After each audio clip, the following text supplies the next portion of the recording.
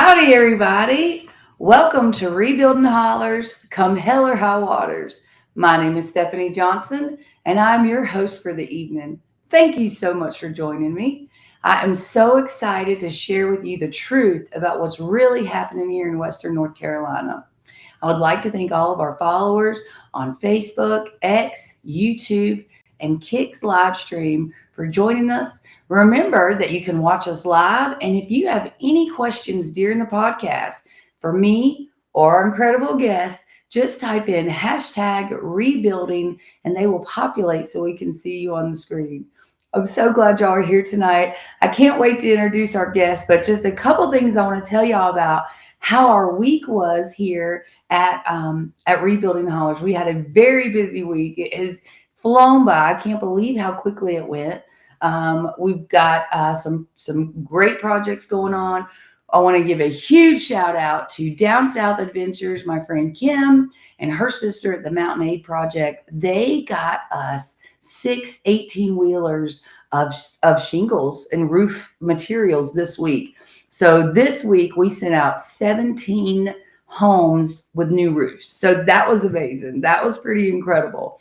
Right now we have this week we have 505 projects that are going on. And then we have 3 or 4 main projects. So number 3 is coming out of the ground. He's still working on his the septic tank situation there, waiting on inspections. Number 8 is doing great. Their foundation is getting started. Number 9 is a new addition, and we're going to talk about number 9 tonight because Matt's the one that got the emergency call, but we'll get to that. Number 9 is going to be killing it next week, and then Project 118, one of our most favorites. So we've got a lot going on, a lot of amazing things that have been happening. This past weekend, we were at the Spruce Pine Alien Festival, and we raised $4,063 in t-shirt and hat sales. So that was amazing. I spent every dime of it this week buying building materials. So I was so thankful for that. In July, we have a Rockin' for Rebuilding coming up down in Charleston. We're most excited about that. So with that, I'm so excited to introduce to you our very first in-studio guest, my friend, Matt Hopson. Thank you for joining us, Matt. Matt is the owner of Hopson Masonry Inc. He is a skilled masonry contractor based right here in Burnsville. He is renowned for his exceptional craftsmanship and attention to detail. His company specializes in commercial and residential projects, including Rumford fireplaces, architectural stonework, exterior cladding, restoration, and chimneys. Of course, we know you can actually do anything and everything. So that's why I'm excited to have Matt on the podcast tonight. So Matt and his family were one of our most devastated families here in Yancey County. So we're going to talk a little bit about that tonight, what Matt has experienced, how he's rebuilt. He is our first guest here in studio because he is the first family to get home. So I'm most proud of Matt and his wife, Dawn, and his boys, Tyler, Christian. They're incredible. They have an incredible, Corbin, sorry, I don't want to miss one. I know there was 3. They're just incredible. So we're so excited. Thank you for coming. Thank you. This is good. We're excited. I'm always excited. So after the storm, you live on South Toe. Yeah. And so the morning of the storm, right? Because the night of the storm, it wasn't. It was rain, a lot of rain, but we had no idea. No, we didn't. Did anybody ever come and say, "Hey, you should leave"? Or no one did. I stayed up all Thursday night, back and forth watching the river, and about probably it was around 2:30 our power went out, and I was texting back and forth between my mother-in-law and one of my good friends, Joey Marsh. So we was back and forth, and then I went out about 5 o'clock, something like that, and walked out, and there was a branch comes down by my house, runs into the river, and it backed it up. So I walked out the driveway, crossed the branch, and shined a light, and the river was coming out. And by the time I got back in, the last contact I had was with Joey Marsh. And he said, "Are there anything I can come and do to help you get everything moved out?" I said, "There's nothing." And then about that time, we lost cell phone service. But before that, I had looked at the radar, and I know we was in trouble after that. So Yeah. the only thing we could do is just sit and watch. Right. And wait. And so y'all were able to, what time did you, because you weren't right on the river. My house is 180 yards. My back porch to the riverbank is 180 yards away. And there's 3 foot in every yard. Yeah. So, you're over, what is that, over 600 feet away? Yeah. That's not close. No, it's not. So it came up real fast, once. In 15 minutes time, it came up. We left, me and Dawn sent the kids to mom and dad's about 7:30. Me and her stayed in the house till about 8:30. Put what we could on the beds and what we could get off the floors up on higher ground.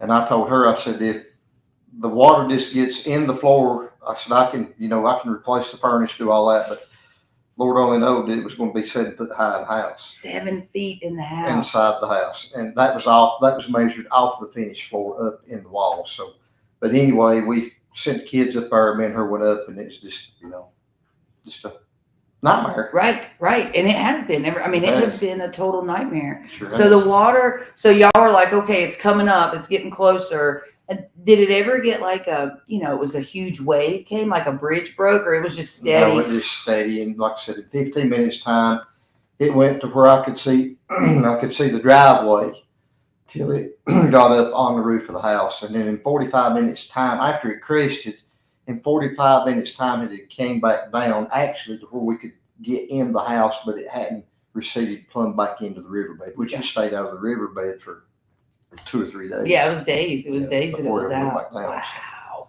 But y'all were so far away, so it was up in the house for about an hour. Yeah. And then back out of the house. Yeah. And the house was a total loss. Yeah, total loss. Lost everything we owned but our vehicles. We got those out the night before we moved them out. So okay.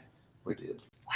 And then your business too, because you have your own construction company, and so you had a big metal building. I had 2. 2 big metal buildings. And all your tools, everything that you have to do your job, so home and business, total gone. Yeah. Total gone. Wow.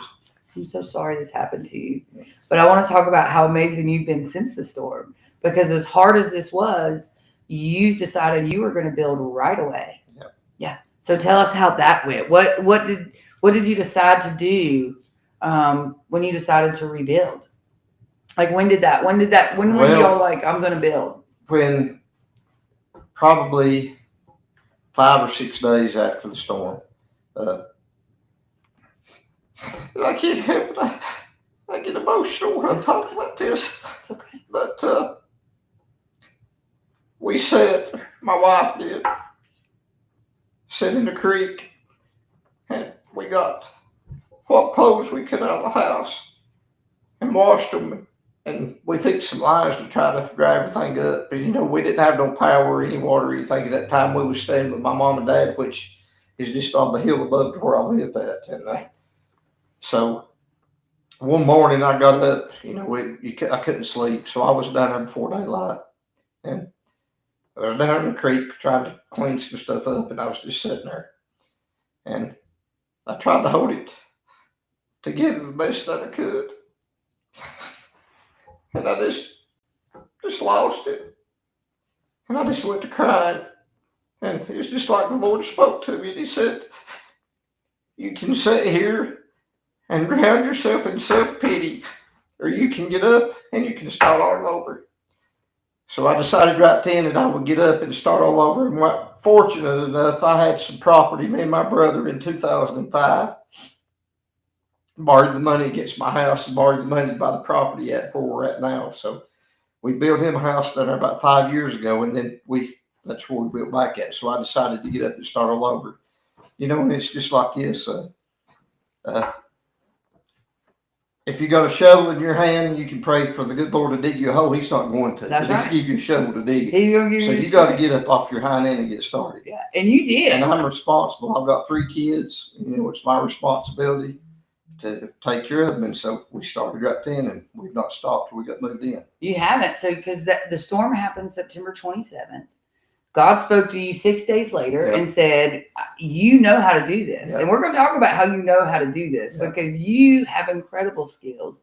You know, I'm your biggest fan. I'm so proud of you and your family, and how hard you have fought like hell against all obstacles to be our first family home. Yeah. And that says a lot in 9 months. I mean, it's been that bad. We've had so much devastation here, so many blockades, really, right? In the process of building and things like that. And if you didn't know what you were doing, you really can get tied up. Yes, and that's what's caused so much delays for other families. But because of your background, which we're going to talk a little about, you knew what to do. Yeah. And you dove in.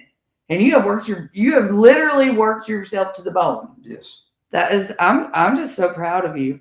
So let's talk about a little bit of how that process went, right? So we got, you decided you were going to start rebuilding. Tell us about what was the next step on your new property. Okay. So you had the property, now you're going to build on it. All right. The next step was I had a really good friend who had some equipment, and he told me, actually, he was like a second father to me. As I was growing up, he was our neighbor, and his name was Charles Ray Carroll. So he had a trackhoe and had a bulldozer, and he had a guy his name is Ronnie Mace, which came in and run the trackhoe, and one of the deacons at the church, Brian Rathbone, run the bulldozer. So anyway, we decided to get started. I called the inspector's office, no answer, and I just decided I'm going to do it whether they give me a permit or not. I've got to get a home. I've got to get somewhere for my family. I could care less. I know how to do it. You know, the only thing, they can't do much to you at this point in time. So anyway, Ronnie Mace came, pulled the track in, and he said, "Man, have you got a hold of Amy yet, the health inspector?" I said, "No, I've not tried to call her to get a hold of her." So I called Amy. She answered the phone, which actually surprised me because the building inspector's office would not answer the phone, which I know all of them. I do mason work for a living. I have to deal with them all the time. So Amy came and she answered the phone. She said, "Man, if I know what had happened to you, I'd been up there sooner than I got to."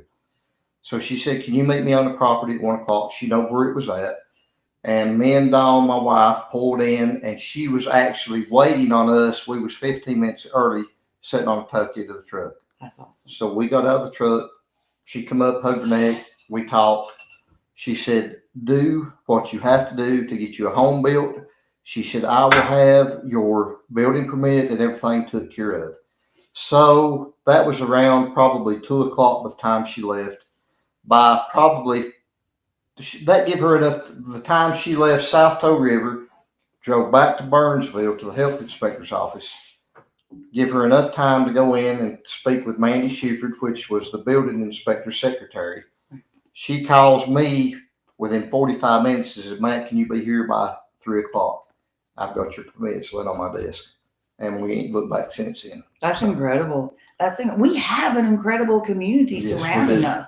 Everybody wants everybody to get home. It's so incredible how the community said yes, because you're talking just barely weeks. Yes. Most people didn't have power then. No. Like we didn't have power at our house for 27 days. Yeah. And this wasn't even 30 days past the storm, no, 45 days. It hit the 27th of September, and I poured the footings on my new house on October the 16th. Wow, that's not even a month. No. That's not even a month. I didn't even have power yet then. Yeah. That's incredible. So after the foundation happens, because this is your specialty. Yeah. You do foundations. You've probably done thousands of foundations across this county and Mitchell County. And then you used to travel in the winter here and do foundations all over the place. Yeah. So you knew what to do. Yeah. So the preacher comes, your friends come with their equipment. Yeah. Just like how we all cut ourselves out. Yeah. Everybody came. Yes, they did. And so my church came. There was when we started the foundation, which is me, my brother Shane Hopson, my middle son Tyler Hopson, and Frank Carroll. We all worked together. So we started the foundation, which I had Joey Marsh and Shelton Fox, which had worked with us for years, and they started on their own. They came in. We put the foundation in a day and a half's time, got it in, and then we poured the floor in the basement. Then all my members from the church came in. We got the subfloor put down in 1 day's time. And then I've got a real good friend, Britt Williams, which I met probably 8 or 10 years ago. Me and my brother went to his house in Illinois and did a bunch of stonework for him. and he had some friends that done framing, which they done commercial framing, which is metal stud frames. Right. So they was 4 of those that came in from Illinois, stayed 2 days. We got all the walls up, the exterior walls up, and got ready to set the trusses, the roof trusses. By that time, Tim Lewis, which is a real good friend, and which is a builder and a contractor, I've done mason work for him, noted for years. He had his crew come in and help us set the trusses, sheet the roof, and put the shingles on it, and we got it in the dry, and we had it in the dry by the end of October. And then, it was the wait on windows and doors. And right. Anyway, all that come in. And then after that, me, and like I said again, my brother Shane Hopson, my son Tyler Hopson, and Frank Carroll, we've done 95% of the work ourselves and got it done. It's incredible too. I mean, it's an incredible house. And speaking of your doors, that's how I met you. Yes. Which I knew you before. Yeah. Our kids are about the same age, but on November 2nd is the first time we received building materials in Rose's parking lot. And for me, I was very much like, oh God, you want me to get into building materials? And then 4 hours later is when 100 doors showed up. Yes. And so you had heard, because I was on socials going, we got doors. You heard we had doors. Yeah.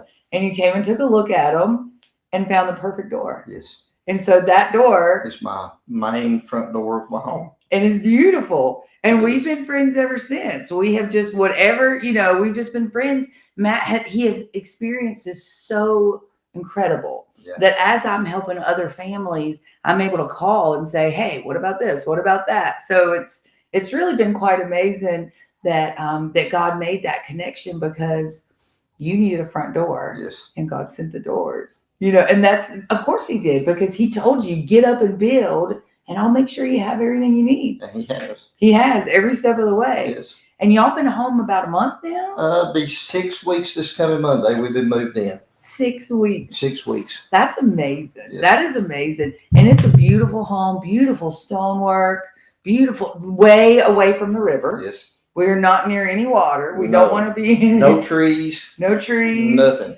It is but a beautiful porch. Yes. Nice porch for hanging out with the family. So that's pretty crazy. I mean, it's just, to me, it's amazing how quickly you got the process done. Yes. I mean, it was just immediate. And because of your crew. Yeah. Your guys, your brother Shane, your son Tyler, Mr. Frank, y'all have just been determined to rebuild. So they did things they'd never done before, though. So, because usually it's just foundations. Yes. But you put tongue and groove? Yes, paneling? the whole inside of the house is tongue and groove paneling. The only sheetrock I got is in my garage in the bonus room over the stairs. So, but everything else is tongue and groove in it. So I could do that, actually doing it myself, which I built my other house and I've done tongue and groove, and it's something that I could actually do myself, right, and get it done. So, learning is, you got to learn things over the years. You got to pay attention once. That's exactly right. And so all of these things, we went through them very fast, but there's so many steps. So you did the foundation, the grading, and then the foundation, the block, and then you have to pour rebar, reinforce it, pour it, and then the framing, sheathing and roof. And you're also the electrical roofing, plumbing, electrical and plumbing. And I had his name is Chris Talent. He is from I can't remember. He's down east from South Carolina. But anyway, I had a good friend that got me in contact with him. He volunteered and wired the whole upstairs, furnished most of the wiring, most of the stuff I bought. Had to buy the lights and this, that, and the other. But anyway, he wired the whole upstairs for me. Didn't charge me anything. Volunteered to do that. I wired the basement because I didn't want to have him to drive 3 hours up to have to do that, which I've done that myself. And then Sean Hilliard done my roofing on my plumbing. He's the best. He is. And after that, I had to get an inspection on my roofing, wiring, and plumbing, and my gas, which Blossom's done my gas plumbing. So after that, I met a guy named Steve Gooch, which is out of Atlanta, Georgia. And how he got my phone number is beyond me. But anyway, he has been a big contributor. He actually had his crew. He owned a construction company that had, he told me he had 50 employees with that side. Then he owned an HVAC company. So he actually sent, I think there was 6 of them come up one Saturday helped me do the decking on my porch all the way around, which I've got a wraparound porch, goes around 3 sides of the house. So he sent those up. They helped with the labor putting the flooring down. And then he asked me, he said, "Man," he said, "who is paying for the materials?" I said, "I'm having to." He said, "Where are you getting your materials?" I said, "From Heritage Lumber." He said, "I'll take care of the bill on that." So he paid for that, sent the guys up to do that. Then after the roofing, wiring, and plumbing, he calls about the insulation. So I had the guy that was going to insulate it, and he was going to do the labor for free and me pay for the materials. He said, "No, don't do that." He said, "I've got my own crew that I'll send up and we'll spray foam your whole house." So he sent those in and done that. And then as steps goes on along, Stephanie furnished the sheetrock, what little bit I done sheetrock. Then he paid for the labor for the sheetrock, plus he bought the hardwood flooring in my whole house, which I seen the ticket was almost $12,000 for hardwood flooring. So I was going to put laminate down in it because I couldn't afford to do the hardwood. And he said, "I've got a good friend that owns a flooring business in Atlanta." He said, "Pick out what you want." He said, "We'll see what we could do." So I picked out what we wanted, sent it to him, sent him the price, what it was going to be. And he said, "We cannot ship it up there for what you can buy it for up there." So I bought it through Heritage Lumber. And I bought it. I ordered it through them. He paid the bill. And one other thing, speaking about Heritage Lumber, I've done business with them for years. Mm-hmm. And John Ray, I've always dealt with John. And I've got my foundation put in, and people had donated to give us some money. So I had like $10,000 cash money, which I took up there to give to John to pay on the foundation. And he said, "Man, what's this for?" And I said, "That's to give you on my account to pay for my materials, what I owe you for." He pushed it back across the counter, and he said, "This is free." So whatever anybody wants to say about Jimmy Ray and his son, they donated me all my blocks, all the rebar, which I put over 200 pieces of number 5 rebar in my foundation, donated all of that, plus the mortar, and I couldn't tell you what all they have donated and give me to rebuild my house. That's incredible. So, it's just been God sent. It's been a blessing. I love It that. has. So many people, you're beloved throughout the whole community. They have really helped in getting us to where we're at today. Yes. And then I've had another guy, Barry Jones, which is off of South Toe River, has been a big help. He actually took on himself, and he told me the story. He said, he said it was like God spoke to me and said that you need to do this. Mm-hmm. So he took it upon himself. He took the 16 families, which is on South Toe, that lost their homes, and got in with Samaritan's Purse, which, if I'm not mistaken, I'm thinking somewhere between $5.2 million and $5.8 million they donated through him, through their churches, to help people get rebuilt. And Barry Jones has been a big blessing and big help, and it's just God sent. God is. He has. And Everything. I tell people that all the time. This whole process, God has touched the hearts of people all over the country to help us. Because if we didn't have all the people coming and doing this, we wouldn't be this far along. Yes. Because everything else has failed us. It has. But not God. No. And I could go on and on with how everything through the house has been paid for. From Stephanie, from rebuilding Hollers, through Barry and Samaritan's Purse, and through Barry again also. When this first happened, when we started doing the grading, I kind of thought within myself that it would be hard to get materials and get stuff to build. So when Ronnie Mason, Charles Ray started the grading, and Brian Rathbone had, I called the guy that does my heating and air, which is Mount Mitchell Heating and Air, and he came up, and I had the blueprints, which Randy Butler, I drawed out on a piece of paper and took to him, and he sketched me something out to go by. And so anyway, I give that to him. He figured what I needed for the home, so I had to give him $10,000 down to order the equipment. So I done that. And further on down the road, I ended up dealing with Balsams, getting everything for them. So I ended up owing $8,500 on my heating and air, and I owed $7,200 through Blossoms on my appliances.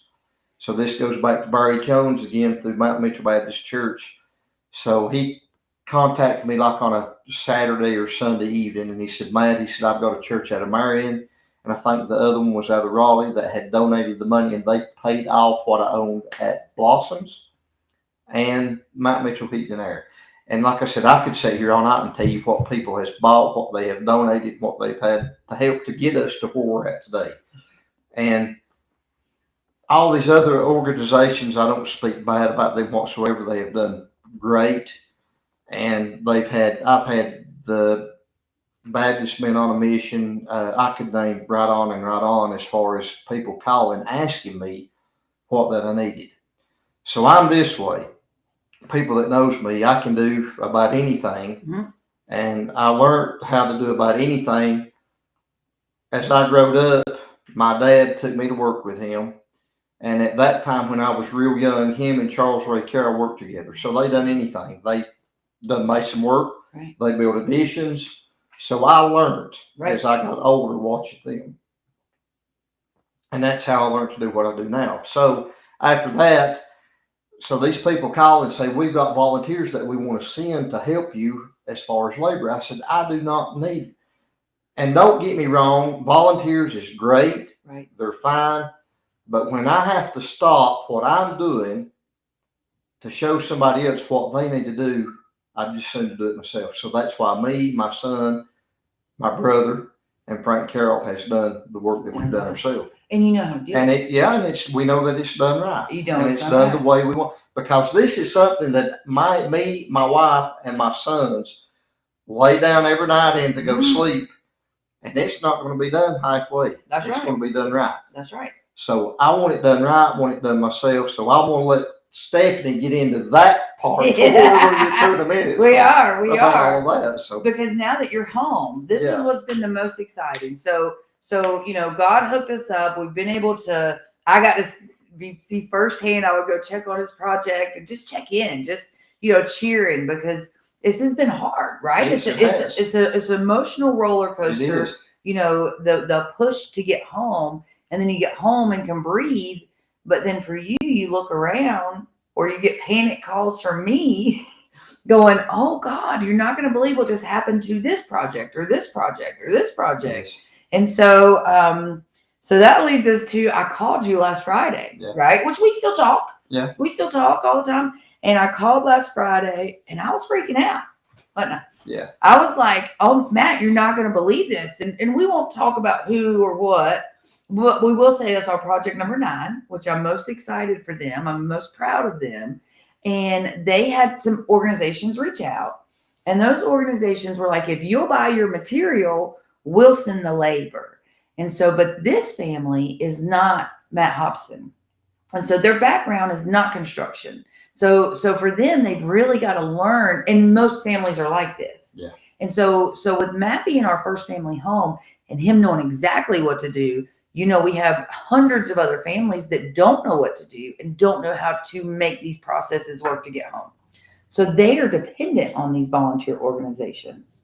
And so the volunteer organizations are showing up saying, well, take some of your FEMA money or insurance money or your savings and go buy this block, and we'll bring in the volunteers to help you. And I showed up on site after one of them started a foundation. And I knew the second I walked on that job that it was not right. And I was freaking out. So I called Matt and I said, oh my God, Matt, you're not going to believe what I just saw. The foundation, every part of a home is most important, but a foundation is the most important. Your foundation has got to be exactly right. And so with project number 9, the foundation was not right. I mean, all the way to the lintels are upside down. I mean, there was, talk to us a little bit, because the more bona fides. What happened so the next day I called him, I freaked out. He said, don't worry, I'll meet you there at 9:00 in the morning. So we get there at 9:00 in the morning. And what was your impression? Well, the first thing when I got out of the truck, we walked down and looked at the foundation.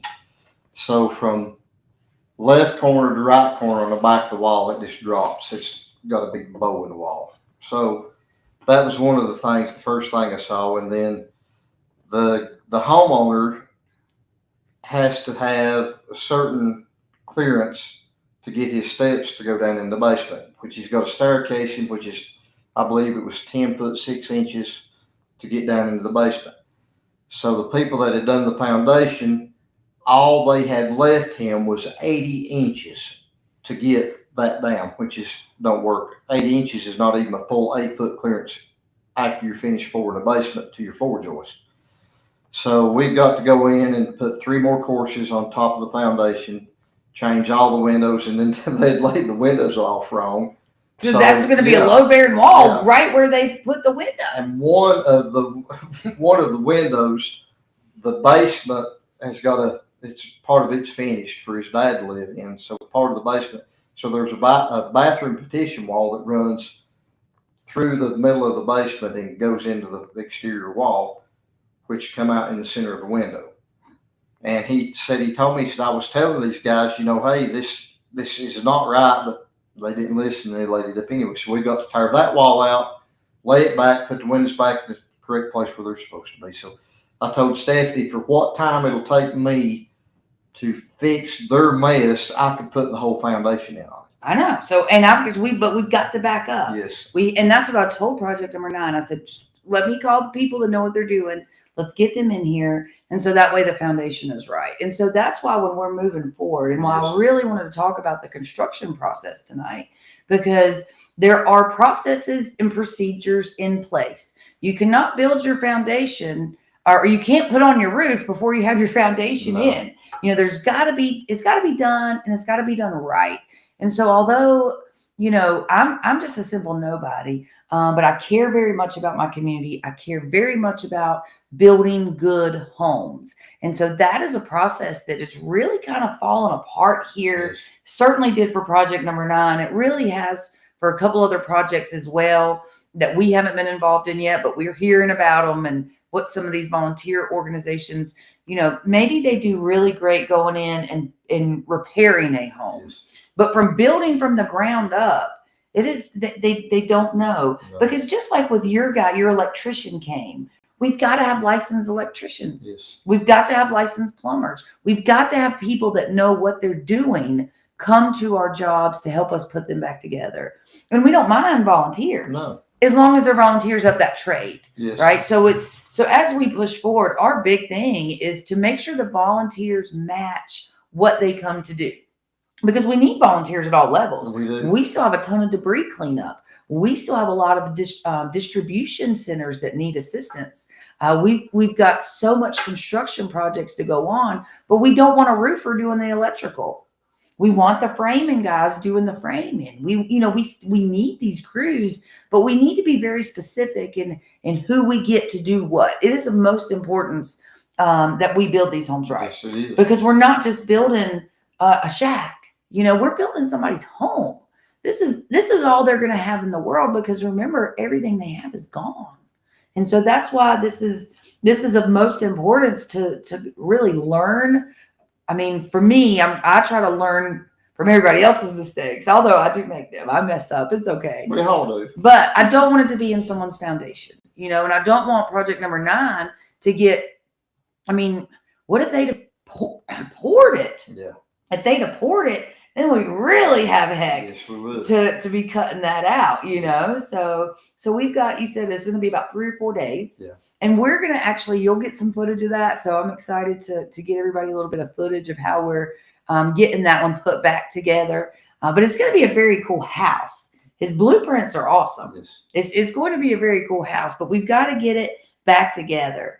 So this is hard. This is going to be hard to keep doing with the volunteers and with, but if we don't make a commitment, and that's what Rebuilding Hollers is trying to do, is say, we are not willing to use volunteers for everything. Yes. So like when I called you and I said, Matt, I'm committed to this foundation being proper. I will pay for this foundation to be proper. And that's how we're doing it. So Rebuilding Hollers, we're not contractors. Now, in my background, I have been a contractor before, but I'm not a contractor.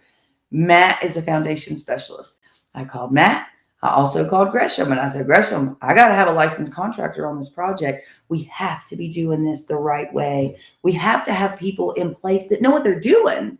And that will make the process go that much better, because your roadblocks were not really there because you knew what you were doing. And you weren't waiting on anybody. You were just like, I'm going to do it. And other families desperately want to be able to do that. Yes. And so So I'm excited that you decided to, once you got your home, and he told me that. He said, Steph, once my home's built, I'm in. I'm going to help you keep getting people home. You were the first person home. Yeah. And now, and you, I mean, it didn't even take 2 weeks, and you were already you were working on project number 1. Yeah. We got his fireplace done. Yes. And you got his stucco done, and then starting Monday morning, we're gonna. What did you say? 7 o'clock in the morning? No, daylight about 6 o'clock. 6 o'clock in the morning. We started daylight in the summertime. Started because it gets hot during the day, and you can work a whole day. We work till it gets so hot we can't stand it. The older I get, the less I can take of the heat. Right, right. So, but when you start at 6 in the morning, you can have most of the day in before a lot of people can get started. So. Yeah. Well, yeah. I mean, I try not to. I don't even talk to people before 10 o'clock in the morning because I'm a little hateful in the morning.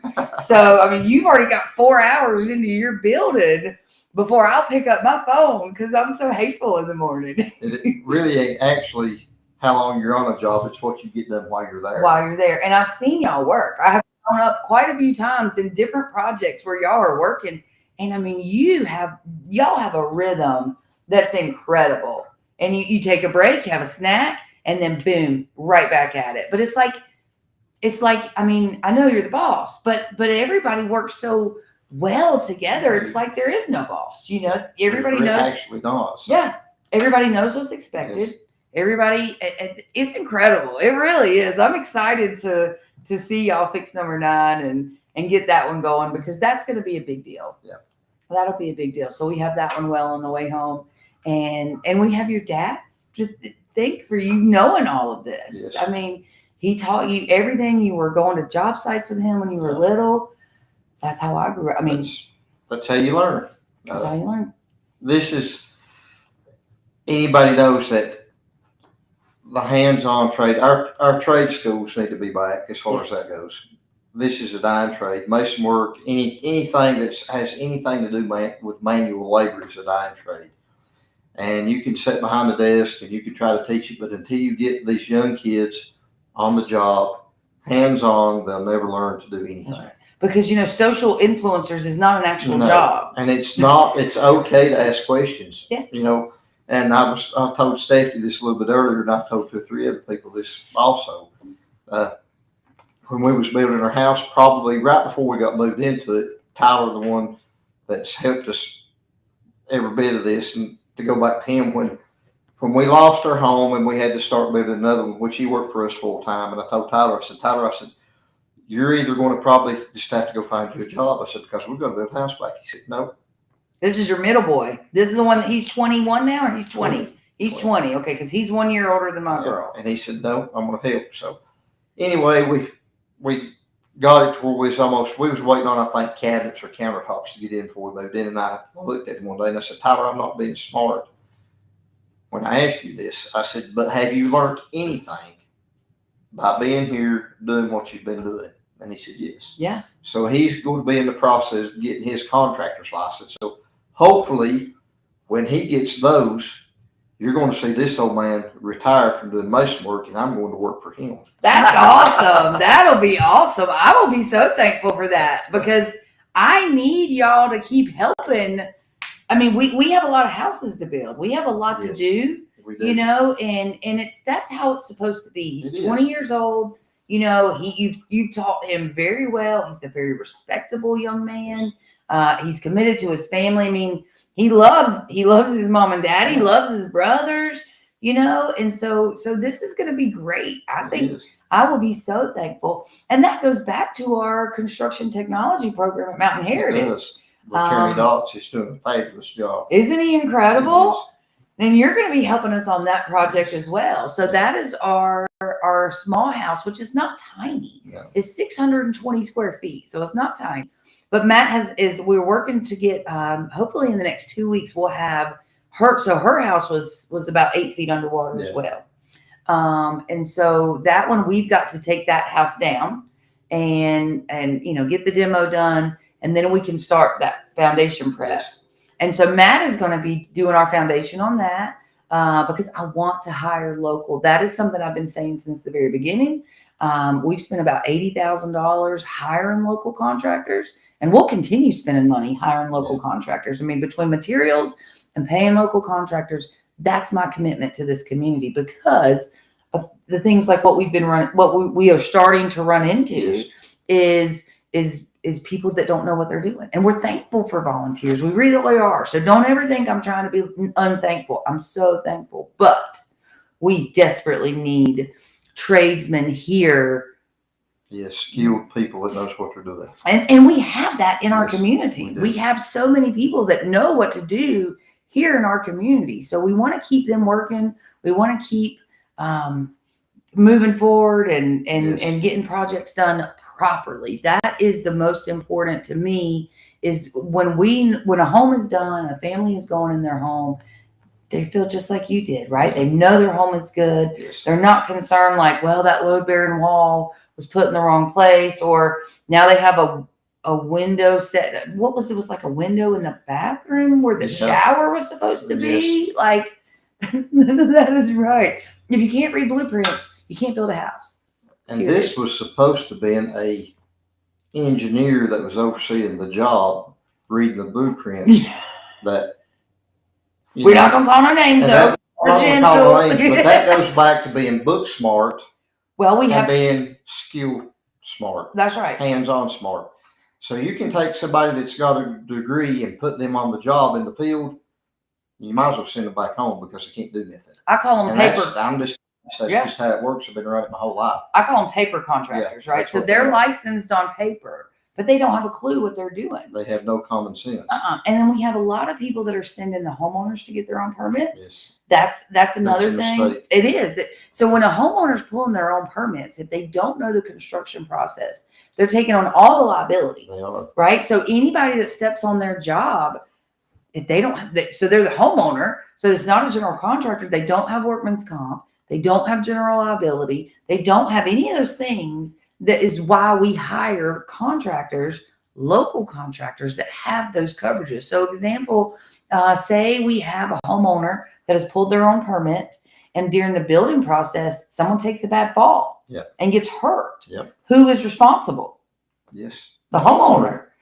So by law, when the homeowner pulls the permit, they actually supposed to have workman's compensation to cover everyone that works on the job. That's a fantastic point. So that goes back to me. I pulled my own permit, which through my business, Hopson Masonry, I've got workman's comp, which I was covered. Everybody that was on my job was covered through my business. But all homeowners and does not do that. That's right. And so we need to be thinking about that. So when homeowners are pulled, which with me, you know the deal. I'm not, I have a contractor.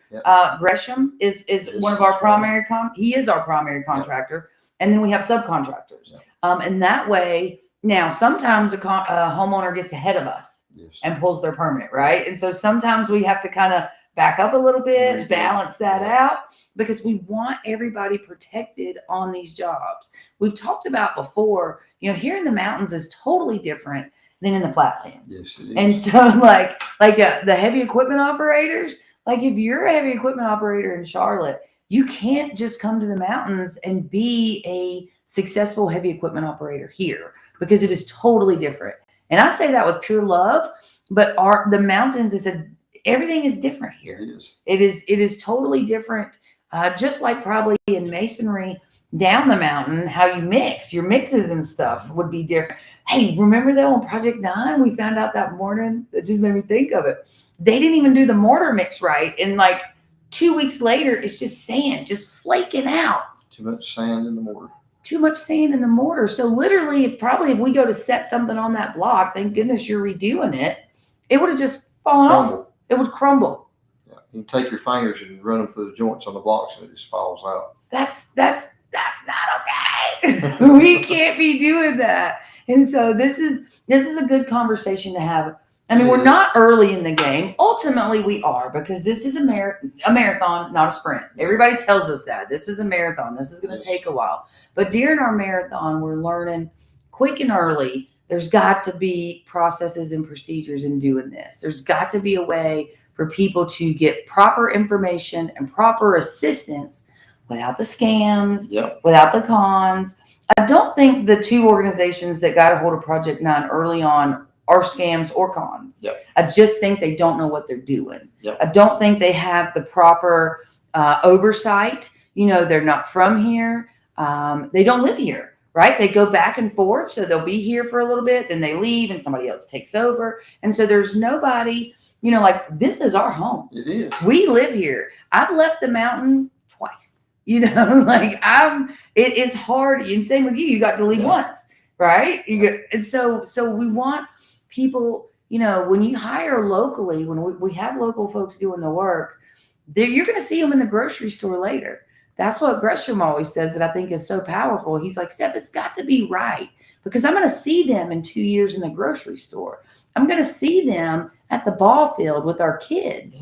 And that's who we want to help us rebuild. For one, it keeps our community and keeps everybody moving forward because like my friend Matt, he lost all of his tools. So you've had to rebuy. We were talking about, what was that one tool that you brought we were going to look at the laser transfer. The laser, that was what, a $2,800 tool? $3,000 tool. And you had a lot of tools. I mean, in the masonry, there's no cheap tools. No. And so we still have a long way to go to get your tools. We've got enough to get by with now. We had 4 trolley machines that was in the building. I could name on and on and on what we lost. So, but God's going to send it back. He is. Because that's part of our commitment at Rebuilding Hollers as well, is to continue to get, we had a new woodworking family come in today. His whole wood shop is gone. And, woodworking tools are very much like masonry tools. This isn't stuff you go buy at Lowe's. This is expensive stuff that we've got to be able to buy the proper stuff so that you have the proper tools to restart your business. Yes, to work with. Yeah. So that's another element of the stuff that we work to get to our community members because I need you working. Yeah. And I'm thankful you're willing to work because we have a lot of projects to do. And there's a lot of other organizations or a lot of other people out there that are going to want to hire you. And you have my fullest recommendation. You should hire Matt and his guys, Shane, Tyler, and Mr. Frank. They're awesome. And to watch them work is magical. You just wait. I'll be making y'all videos next week. I'm not going to be there at 6 o'clock in the morning. I might surprise you though. I might get there at 6 o'clock in the morning, but maybe not. I don't know. That's early. That's crazy early. But it makes sense because if you don't, it's hot, and you're going to be right there at the river. Tyler's going to be trying to go fishing. I tell you, we were excited last time we were there. There is some fish. There is some different stuff in the river. Yeah. Right. So there's a couple spots on the river where people are finding some different, fish and everything. And so they are avid outdoorsmen. This is one thing you must know about this family. Avid outdoorsmen. Like when I first walked in the house, wasn't the first time. It was like the third time. The first time, the floor was done, the walls were done, and then I got to come see it when the kitchen was done. Yeah. And then the third time I walked in, there were deer heads everywhere. And I said, "Don't let you hang up all these critters." How did you get all these critters back? But a lot of them had washed away and family found them. They found them. Tyler found them. Y'all went hiking through the river and retrieved and they are everywhere. So they're avid outdoorsmen. Tyler's a phenomenal fisherman. And so I said, I bet this close to the river, he's just going to disappear downstream. And so that's really why they work early, is so that they can get the job done and then go fishing. And that's the way to do it. That is the way to do it. All right, family, we have about 10 minutes left. If anybody out there has any questions for my friend Matt or for me, we're so excited. This has been really great. Yes. I'm most excited. I'm most thankful. So many people that aren't from here, because a lot of these organizations, of course, we were born out of the disaster. Rebuilding Hollers was, but we're local. Yes. Everybody in my organization is local. My entire board is local. My staff is local. Everybody lives here. But there's a lot of organizations that have hired people we call them from being off, right? So they're from off. They're not from here. They don't have connections here. They don't know how things work in the mountains because it's really a total different life here, how everything kind of goes and just how things work. And so that's been kind of hard to. I've tried to give guidance and say, look, in the mountains, it's not like that. It's like this, and how we try to take care of each other and do things like that. It's different from anywhere else in the world. It is. And I don't think that anywhere else in the world we could have Rebuilding Hollers and do what we're doing. Yeah. Right? Because like all of the people that came to support you, what I want our audience to take away with that is just start building, because so many are afraid to build. They are. We do. We have a couple that are just afraid to build Yes, yet. And that's okay. So one of the things, we have our first comic, come to Illinois in the next few months, Matt, and I'll take you fishing. Yeah. That would be great. Because he's one of the guys that came and volunteered when we framed the house in. He was one of the 4 guys from Illinois. Thank you, Jeremy. Thank you so much for coming. You got to come back and see the house. This is incredible. We got your room to stay in, so come on. Got your room, got it all set up. But he wants you to come up there. Yeah. It's too hot right now. Yeah. Up there. Oh, yeah, because summertime. So you got to hit it at different times. Yeah. That's funny. This has been so good. I'm so thankful. I hope that people take away from, that construction is a process. It is. This is not something that you can, although you can learn a lot from YouTube and you can learn a lot online, we don't need paper contractors here. Yes. We need people that are local to here, that are committed to their neighbors, just like your neighbors have been committed to you, is making sure that everybody is getting home and everybody is built back properly. Yes. And that's going to continue being a big part of our fundraising, because y'all know, like, we're this big, we're so teeny tiny, but we're making huge strides in getting people home. Because like what I feel like is happening, like when I went to see number 9, I didn't go see number 9 thinking that I was going to panic. But when I left, I was panicking. And so we just, I don't know. It's crazy. Hold on. We got our first question. What type of tools? This is my friend Guest Sean out of Florida or South Carolina. What type of tools? I think it's Florida. What type of tools do Matt and Gresham need? So if you could pick any kind of tool that's one we need to start hunting for. Well, right now, probably one of the biggest things that we need is, with finishing concrete, as far as pouring basements and things, is a power screed. A power screed. Power screed. What right now is one of the main things that we need also. Is that like the big round thing that has like a fan in it? No, that's traveling machines. But I've got one of my deacons at the church got 3 out of the 4 of mine running back. Okay, so they reverbed them. Okay. The power screed is what you actually, when you pour the concrete out, that you walk behind with it and level the concrete at it levels it. You run it on screed pipes. I do it by hand now. Okay. And I need a power screed to do it with, keep from having to do it by hand, because, which you know the story about the wrist. So I've got to have surgery on my wrist. I've had 3 metal rods put in it in 2017. My hand separated from my wrist from laying blocks. Tore 2 of those loose, built in my house, went to the doctor this week.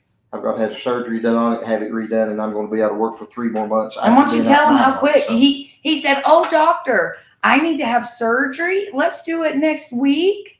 Did he say that? Nope. No way. January. So he gave me shots in it. He said, "I give you shots in it for the next every 2 months to try to get you through." But he said, "Be careful and don't break the other rod loose, or you'll be up the creek." So. Right. So we've got to be gentle. Yeah. So his home was gone. Rebuilt his house, has been for 6 weeks. You took 1 week off. Right after you got home, then you took a little vacation. 4 days. 4 days. Took 4 days off. And then you've been back to work ever since. Yeah. Your hand is dislocated from your arm. Wrist from my hand. Your wrist from your hand is holding on by one rod. And he says, "I'm going to make it till January," because he wants to get to the winter season. That's how committed our local subcontractors are to making sure that people get put back together properly.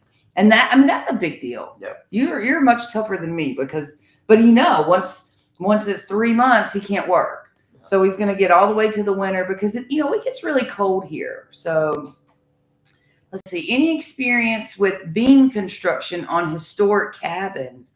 Oh, That'd be Gresham. That's going to be Gresham. That's gonna be Gresh. So I'll send. That is Mark Owens. That was our first guest last week online. Okay. So he gave us some insight to our being able to what our reality is for rebuilding, because this is tough. When you start looking at the statistics of what happens to a community at this level of devastation, at this level of destruction, the recovery is pretty rare. It is. It's really quite rare. And that's one thing that we are all committed to. That's not going to happen here because this place is too magical. Our families are too amazing. And we are just absolutely hell bent, aren't we? I mean, you shouldn't be working and you don't even care. It's going to go. I mean, this is June. You're putting the surgery off for 6 months. Yeah. But then you're going to be good. Yeah. Promise. Yeah. What day in January? I'll schedule it probably right after Christmas to have it done. Let's get it on the calendar sooner than that. So it's in the books. We got to get you better. And then by spring, we'll be wide open again. Yeah. Hopefully by then, Tyler will have his contractor's license. And we'll be building houses. Then I get to call Tyler and Gresh. Then I have 2 contractors running. I will love that very much because this matters. This matters. This is not a year thing. This is going to be a 5 to 10 year deal. Yeah.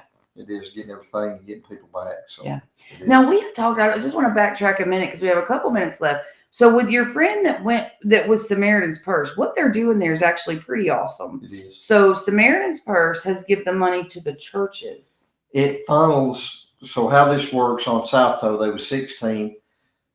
Barry, with what he's got on his plate, he divided it up between the 4 churches on South Toe, which is it's okay. We don't have to. There's 4 of those. But anyway, there is, from those 4 churches, there's 2 in each church. So the money goes through each church and then it's distributed out of the church to the homeowner.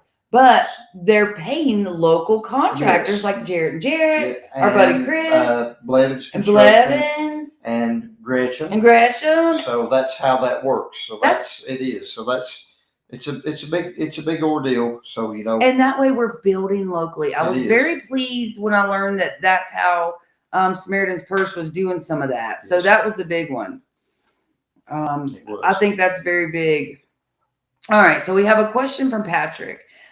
In hindsight, is there anything you wish you would have done before everything happened? No. You've lived your best life. You've raised some awesome kids. You still have one. Your youngest one is. We've got a 9-year-old, a 20-year-old, and a 25-year-old. So the 9-year-old is still very young. He's still young, and I've told everybody this. You can call me a liar or whatever you want to. They better not. I'll punch them in the face. If I had the opportunity right now to choose between whether that I could go through this again or skip it through my life, as bad as I hate to say it, I would go through it again only just because of what I have learned through the experience, the people that God has brought in my life, and what God has done for me and my family. It's incredible. He loves y'all the most. And we're your biggest fan. Yeah. I'm your biggest fan. I'm Dawn's biggest fan. Dawn is in the background, but she don't want nobody to talk to. But she is here with us. And my Tyler is here with us. So we're very proud of y'all. I've been cheering for you, as you know, very early on because this is hard. It is. But you're right. Would any of us change it? No. No. And what we've learned. And we can't run from it either, but we also can't forget. Yes, That's always my biggest thing is reminding people, don't forget about us. No. We have a long way to go. We have hundreds of families that are still very much living in a crisis situation. Yeah. Over 300 families are in RVs. Most of them have no running water. There's a lot of stuff going on. And of course, after Matt telling us tonight, it's a big process and we need the right people here helping us do that. So that's it for us tonight. Is there anything else that you would like to tell the world? Just keep your head up. Don't give up. And God will take care of you.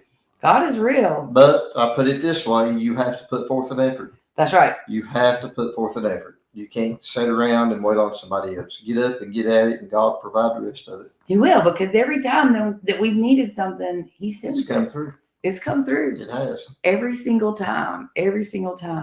So thank y'all so much for joining me tonight. Thank you so much for loving me. Thank you so very much for loving my community.